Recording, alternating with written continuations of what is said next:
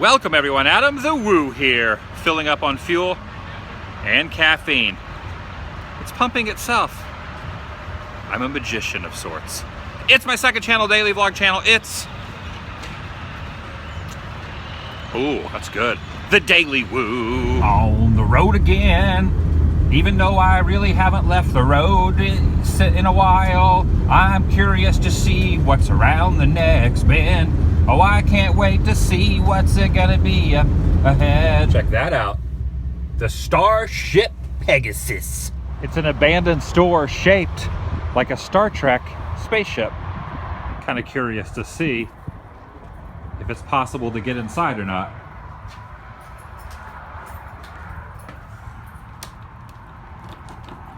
It's locked. Is this one of the crew's nickname, or I'm very confused by that? Would have been pretty neat to visit this place back when it was open. However, you have to keep in mind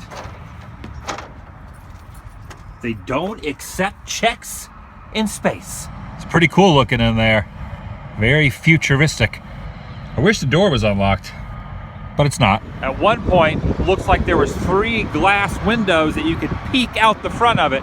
Of course, they have been broken and now replaced with wood covering the holes. I never knew they had air conditioners, that style air conditioners in space. Gotta keep Kirk happy. An upset, warm, sweaty Shatner is something we all fear. The road, the final frontier. These are the ongoing missions of Adam the Woo. To search out new life, find old roadside attractions that used to be open and some that still are. To boldly go where quite a few other people have gone before, but it put his own little clever spin on it in some weird fashion. Spock, Bones, there's something on the RV. My Shatner is not very good. A little behind the scenes, you'll notice the heat is blasting all the way up. I had to sit here for about 20 minutes blowing the hot air on the battery to warm it up because the drone did not want to take off in the cold. I'm gonna have to figure something out to fix this problem. Maybe insert these down in a couple pairs of socks to keep them warm, so when I'm ready to fly the Majestic, it's good to go. This guy just lost his tire. I guess his spare tire rolled off into the grass, and he walked way over here to get it. Very interesting. How did that tire get away from you? Looks like at one point, some high winds came through. This entire neighborhood is filled with dome homes. For real. They're all shaped like domes. What have I stumbled upon? It's a very cool community. Every house is circular. In a small way, these remind me of the former Xanadu houses of the future. Pretty freaking awesome. Who knew this was back here? Took a wrong turn and ended up in a very bizarre place. Maybe they're aliens. That's why that Star Trek vessel was there. The nuclear vessels. A throwback. And it appears as if some of them are painted like a caterpillar. That is a caterpillar. A huge caterpillar! Okay, coffee has officially kicked in. Take a deep breath, Adam.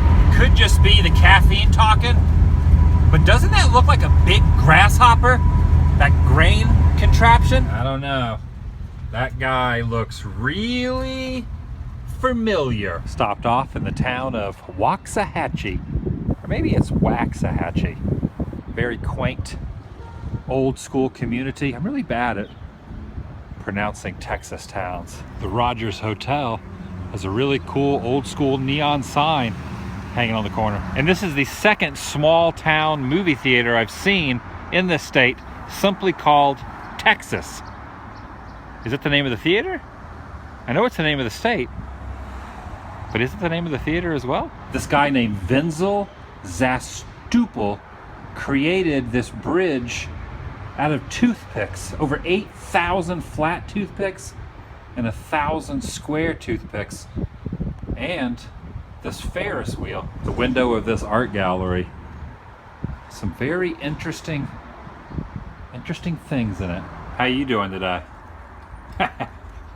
What a happy guy. Wasn't there a movie that had a witch that could remove her eye and hold it in her hand? It didn't look like her, but that's the image that I'm thinking of when I see her. What was the name of that movie where the witch could take her eye out and hold it in her hand? It's tough to see him, but on the football field of this school is a Muffler Man Indian. I guess they moved him here from an old muffler shop, maybe? He's just standing there near the touchdown area. Here's a slightly better angle. Still can't get too close because there's fences up. He's behind the goalpost. Pretty neat. Right down this road is something you would not expect to see in Texas. Directly above this river is a thoroughfare by the name of Brown Street, but some call it a different name because right behind these trees is a work of art if you're a fan of 1960s television. If you have a GPS, put in the coordinates 1313 Mockingbird Lane. That's right, the home of the one and only Munsters. Built by Charles and Sandra McKee to the exact specifications of the show. And from what I read online, they watched every episode with great detail just so they could get the exact specifications of the home. The angle of the sun is really playing havoc with the glare. I'm blocking it by this post. This is incredible. Look at this thing. I've been to the spot on the Universal Studios Hollywood backlot where the house originally was, but that house looks totally different now. This is awesome because it brings to life the past of a classic TV show. I'd love to get on the property. However, it is a private residence. I couldn't get anyone's attention by standing there at the gate. No one came out. So I have to look from afar at the beauty of this thing. This is incredible. It's only open one day a year on Halloween. And from what I read online, the line gets very lengthy. I can see why. What a cool experience that would be. Definitely something you don't see every day. Or from the road, the tree line blocks it pretty well. That was a joke, by the way, about putting 1313 Mockingbird Lane in your GPS. You probably will not end up here if you do. Making my way towards Dallas. Well, I'm pretty much almost there, just on the outskirts, stopping off at Laurel Land Cemetery. Right here on the edge of the property, right next to the road, is the final resting place of Officer J.D. Tippit, who was killed by Lee Harvey Oswald just 45 minutes to an hour after JFK was assassinated. He was patrolling a certain area, got the call over the radio to look for a certain descriptive man, and he saw Lee Harvey walking, stopped him, and was shot 3 or 4 times, leaving his patrol car in the middle of the road. And there were quite a few witnesses to the incident. Originally, this area was going to be called the Memorial Court of Honors for officers who fell in the line of duty. And next to him is Carl Jackson Cook, a totally different, unrelated event.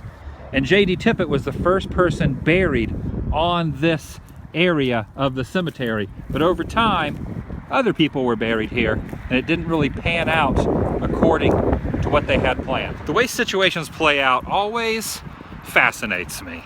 There are many officers, unfortunately, who are killed in the line of duty, but his story has to do in correlation with the murder of a president, and he will forever be immortalized as the man who stopped Lee Harvey and was taken down before Lee Harvey went to the Texas Theater and was caught, which is also interesting. Is every movie establishment in this state called a Texas Theater?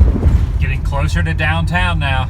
The scene of the crime, corner of 10th and Patton Avenue. Right over there. While on patrol and traveling east on 10th Street, having just crossed Patton, Tippit stopped Oswald, who was walking on the sidewalk. After a brief conversation with him through the passenger window, Tippit had exited his police car, at which time Oswald fired 3 shots across the hood. Whoa, something's going on over there. And his police car was left in the road here. And this is where the witnesses describe the event. And I just looked up the distance from Dealey Plaza to where I'm standing now, 4.3 miles. If you're following along at home using Columbo-like research skills and have been immersed into the JFK event in Dallas like I have, you might want to retain that in the brain. And just a few blocks down the road is where he ducked in without paying, inside that theater there, and was caught. The movie that was being shown inside was War is Hell, and it's also been said that it has been restored to look like it did back in the day in 1991 by Oliver Stone when he made the movie about JFK. I definitely like the old neon and the engravings on the floor, and it looks like they play old movies. Tarantino's Jackie Brown will be playing here soon.